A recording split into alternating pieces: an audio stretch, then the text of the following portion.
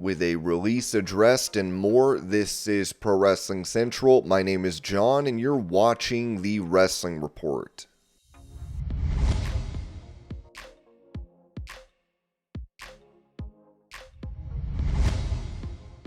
Photos were circulating during the WWE Hall of Fame ceremony where it appeared that Booker T was sleeping. Now, Booker addressed this on his podcast, saying, "I want to let everybody know that the photo that's circulating around, I was not asleep. I mean, you could tell my head was straight up. It wasn't tilted to the left or right. It was down because it was a somber moment, and I was praying and really thinking about being in the moment." It's one thing about situations like that, having that Hall of Fame speech and that Hall of Fame moment. Certain times it's going to be laughter, but certain times you gotta really take it seriously about what's being said. And at that point, I was definitely in tune. Let's just say that I was in tune, but sleeping? No, I was not sleeping. Logan Paul was asleep, I'm gonna tell you that right now. Logan was out, but it was several people that were asleep, that were actually asleep. If they would have 4 cameras, they would have noticed, they would have said, but no, it was a lot of people.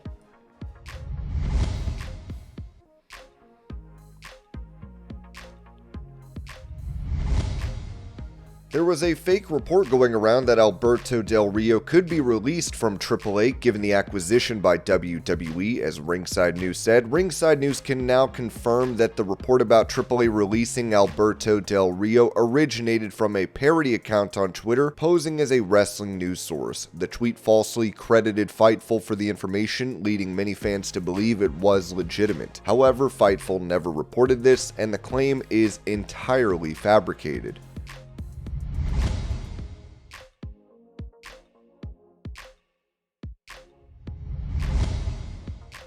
Taking to X, NXT star Oro Mensah revealed that he was the victim of a crime, writing, "Car got stolen. Had to happen, I guess."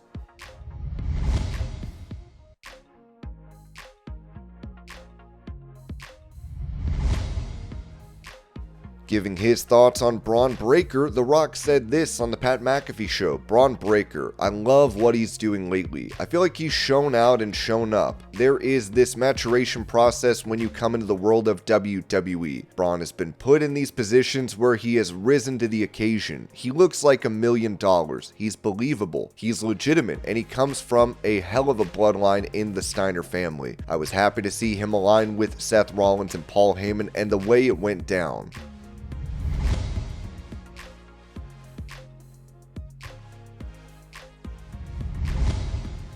During that same interview, The Rock talked about Paul Heyman betraying CM Punk and Roman Reigns and siding with Seth Rollins at WrestleMania 41. The first night's main event, the finish of that main event, I loved it. I loved every second of it. I know the finishes of what's gonna happen, but I don't want to know how they get there. So I was watching it and watched how they got there, and I loved it. I thought it was exactly what it needed to be. Paul, in a way, has been raised in this business, loves this business. I knew him way back in the day when he was a kid. His passion for the business goes way back, and his intellect goes way back. He's a big thinker, and I loved how it went down. I loved that it came down to Seth and Paul, and what that's gonna look like. Shout out to Roman. He came in incredible shape, and I think every year he is dialing it in more and more. I think the idea that people call him a part-timer fuels the fire in him to show you, man, I'm a lot of things, and you want to call me a part-timer, but the company is still on my back. Watch what I do. I love Seth Rollins and what he did. What I love about Seth is you can continue to see how much he can grow. When I told Cody a month and a half ago, "Hey, I want your title, I want your soul," Seth followed it up by saying, "I don't want your soul, I need it." As simple as he made it powerful, and I loved what they all did on Saturday.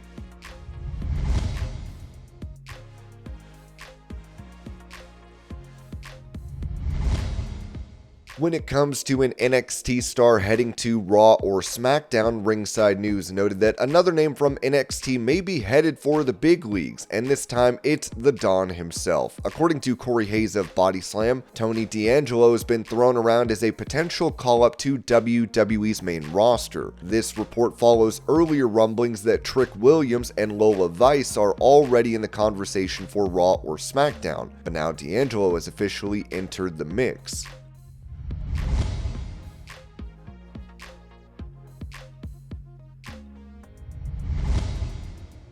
Recalling a time that Darby Allin made a request that he turned down, AEW President Tony Khan told Way of the Blade Darby wanted to get hit by a car in his program with Sammy Guevara. I said, that's not something we can do right now, because we really need you. Not only can I afford for you to not get hurt, I can't even write you off for a week to sell. You need to wrestle on the show every week, so I can't do that. We don't have anybody else, and you're a major part of what we are doing week to week. I think that would have not made sense when you have a handful of people there and there are very few of the name wrestlers, and he wants to get hit by a car.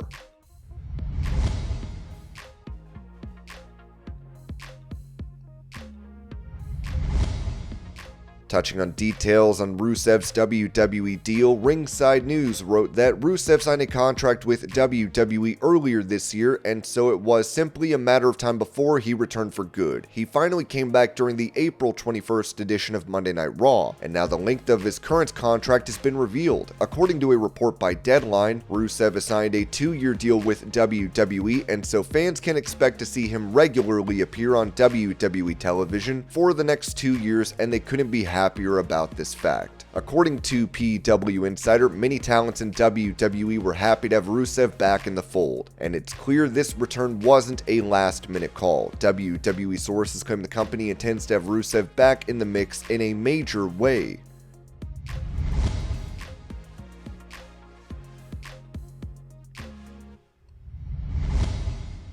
Addressing her release from WWE, Blair Davenport said this on a stream.